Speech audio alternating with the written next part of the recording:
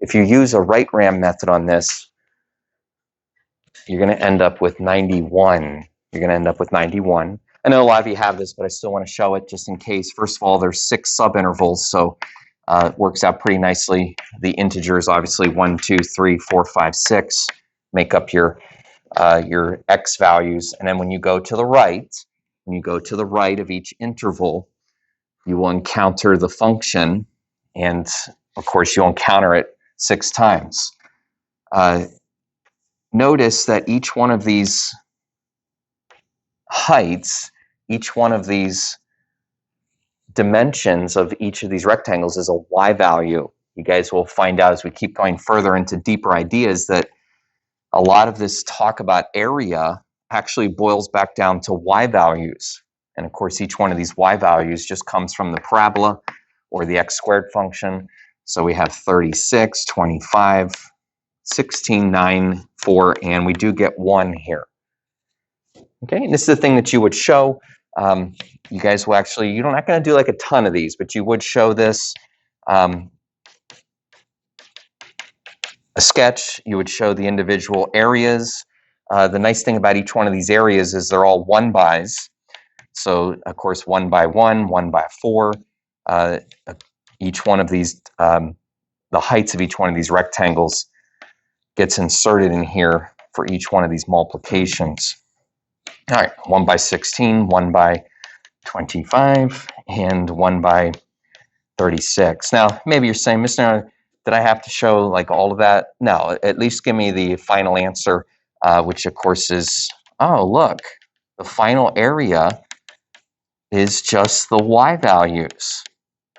Now, it might not mean much to you right now, but you might remember this, and that's why I'm saying it, that when you find areas, it does involve the sum of y values. I mean, literally, look what we're doing. We're adding the y values from 1, when x equals 1 to x equals 6. So we're adding these y values along this parabola.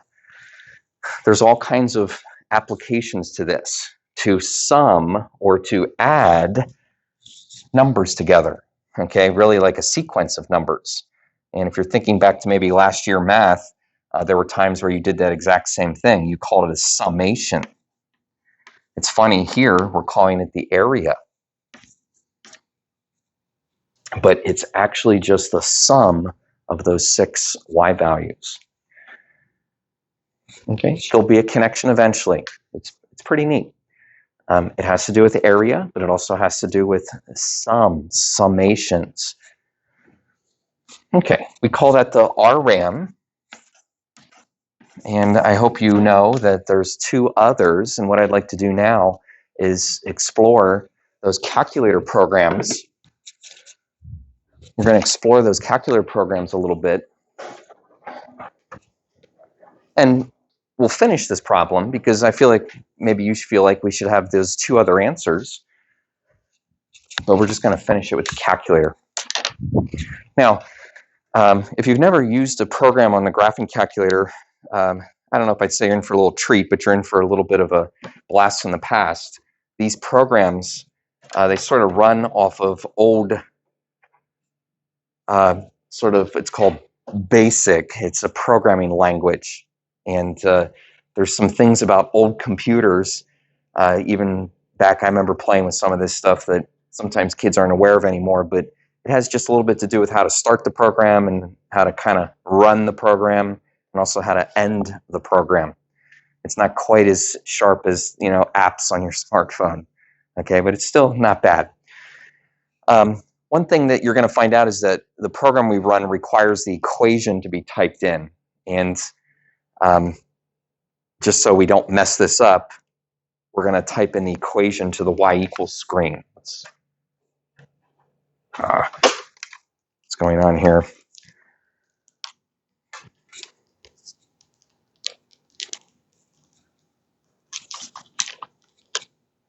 Try again.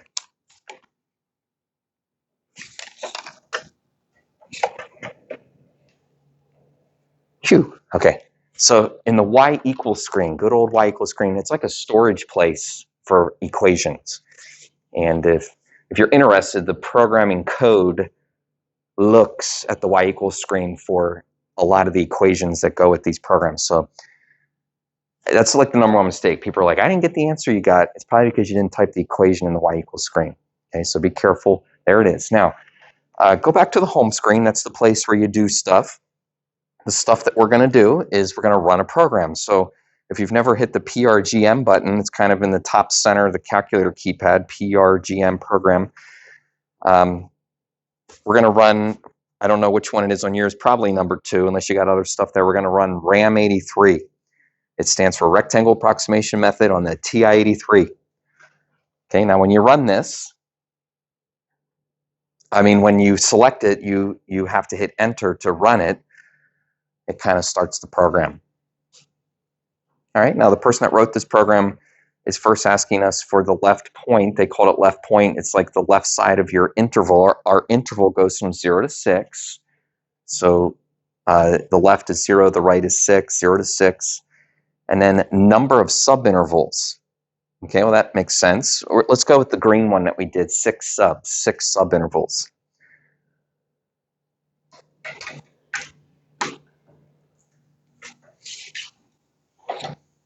So, program, RAM83. Do you need them installed on there? Oh, yeah. Okay. All right, so there you go. It's pretty, pretty self-explanatory. You have your 3 answers. Now, you guys are actually going to do some homework problems where you use the programs. Like, this isn't just fluff and stuff. And so what will you do? Well, I hope that you'll write them down, and we can do that for this problem. And I'm pretty sure there's a time or two where it tells you then to kind of like make either a conjecture, or I forget the exact language that it uses, but basically it's going to say, take your answers and use them to come up with what you think is the best approximation. Just like we did yesterday, you can average your 3 numbers. Now, here's where you have to understand something about the program. Right now, the program's kind of like still running. It doesn't stop running until I do something else. This is kind of weird. If I hit enter right now, it's going to run the program again. But if I do something else, like 1 + 1, it's sort of like make sure that the program is not going to all of a sudden boot back up. Now, I don't know if you want to do 1 + 1. What we really want to do is 75 + 71.5 + 91.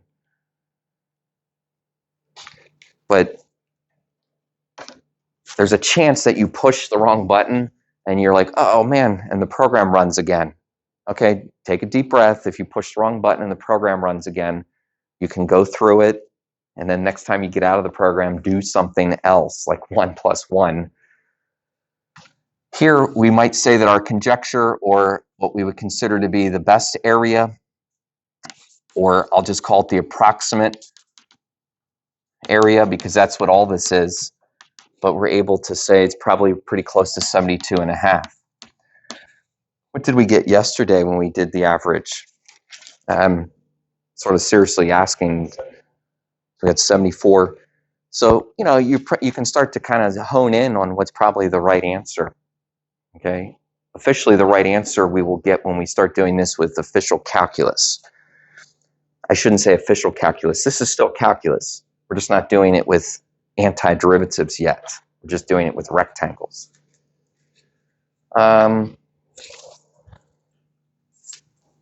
I got to get that program to you there, but I sort of am plugged in here, so keep watching, and then we'll.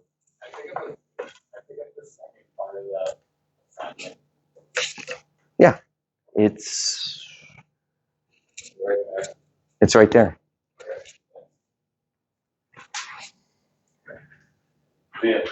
See ya.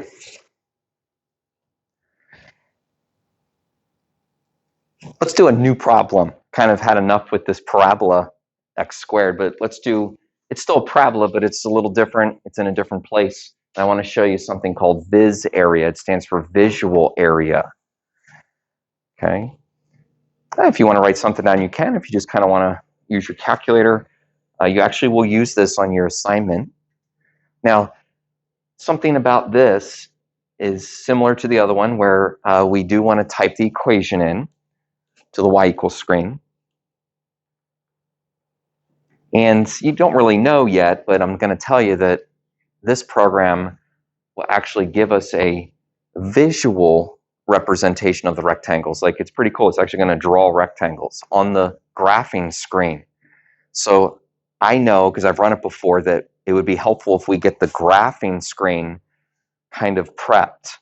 Now, if you hit zoom standard, you're going to get a parabola in a zoom standard form.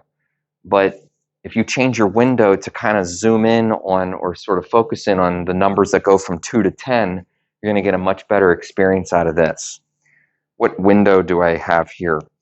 I'm happy to share it with you, but please understand that all I did was cut out some of the negative numbers. So I started at -2. I went to 12, just so I don't stop right at 10. So I went -2 to 12. And then the y values specifically, I made them get bigger because my parabola extends a bit higher.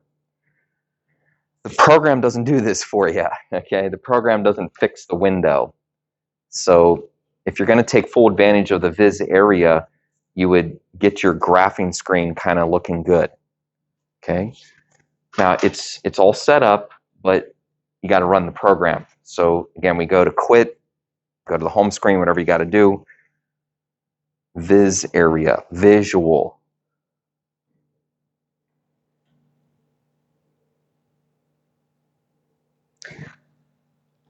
This program is a little more sophisticated. If you're looking at your screen, you might see what I call the dancing ants in the upper right corner. See the dancing ants? That means your program's paused. It's paused.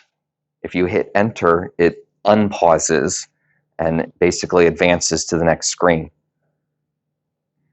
Now, the writer of this program decided to also include the equation in the program, so you kind of feel like you're typing it twice.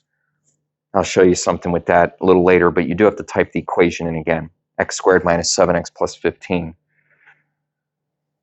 Okay, again, the writer of this program is using A and B to represent our interval. He's using the letter N. You'll see that. I'll start using that in class a little more. It just stands for the number of subintervals. N stands for the number of subintervals. Now remember, that really represents the number of rectangles that are going to be drawn. All right, so we type in 2, 10, and 20.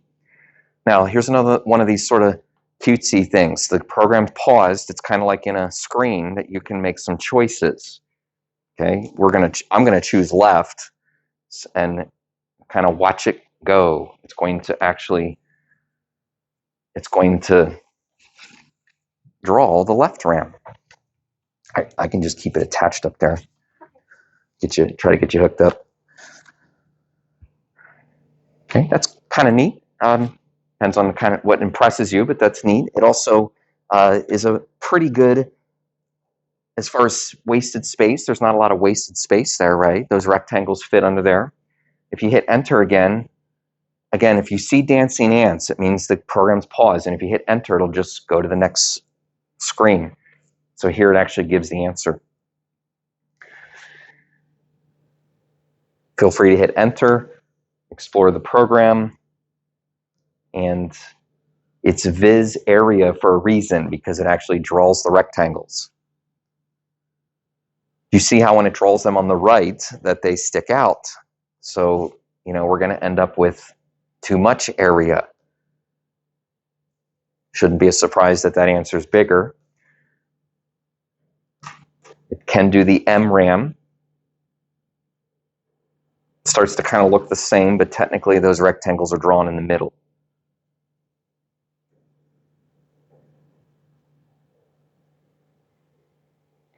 Okay, if you were going to do something with this, maybe you would write those numbers down. I'm going to forego that on the chalkboard, but you could write them down. You could average them. You're not going to be able to save these numbers unless you write them down, or if you have a really good memory.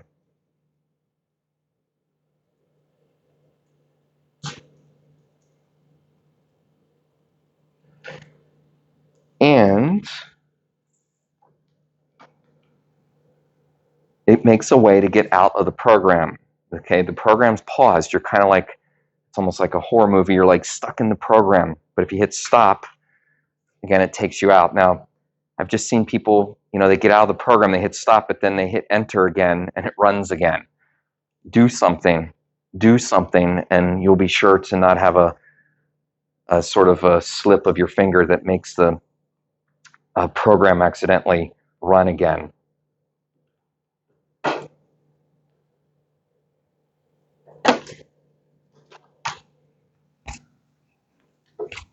All right, they're on there. You can play around. I think I want to do one more thing here. Get myself all mixed up. There will be questions on your assignment that say, estimate the area. And it's going to refer you to the programs. So, like, I don't expect you to draw 100 rectangles under a cosine graph. I don't expect that would be busy work, and no one wants to do that. So if I ask you to estimate the area, if you're asked to estimate the area of the cosine graph, you have some programs now that you can take advantage of. Okay. Maybe the first one sort of caught your attention as being very simple. It was supposed to. If you're using the first program, remember you have to type the equation in. For my tech-savvy kids, which is all of you, if you... Okay, I was wrong. One of the programs, I thought it took the equation and it stored it down here in y sub 0. It must be one of the programs I didn't do with you yet. So forget that. I thought that that was going to happen. But anyway, you can type in the cosine of x. And do you realize you have a tool at your hands here? Okay, it's probably RAM 83. RAM 83. And if you use it correctly, you truly can start to approximate the area. Okay, now the stuff that you would be doing here, because sometimes students overthink this, is you would be either recording these answers or you would be noting where these three areas seem to be, what value they seem to be close to. Just saying, it looks like they're close to 1. It looks like they're close to 1. And then I kind of go to the next, basically more rectangles. Now, one thing you're going to realize is when you make n get big, it requires more calculating. Okay, that did take a few more seconds to calculate those answers. But as you look at those answers, a student like you should say, boy, they look like they're getting closer and closer to 1.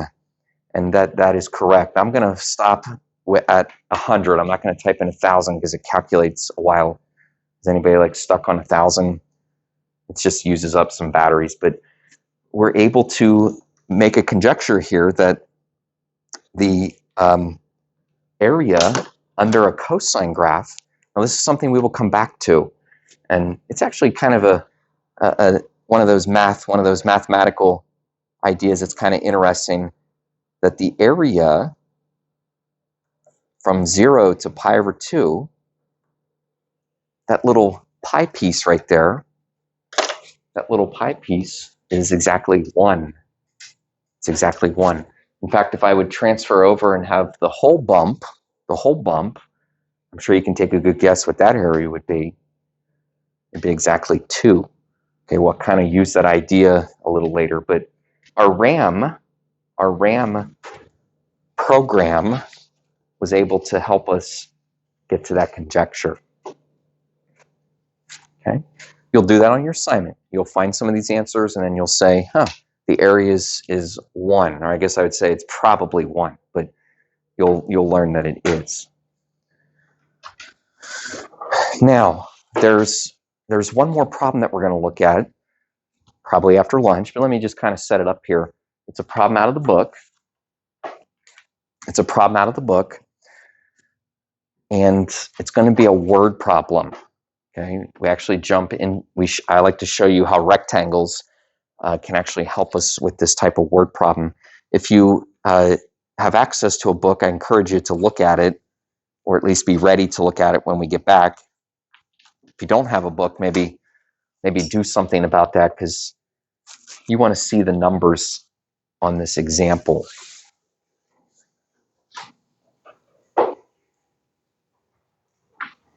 All right.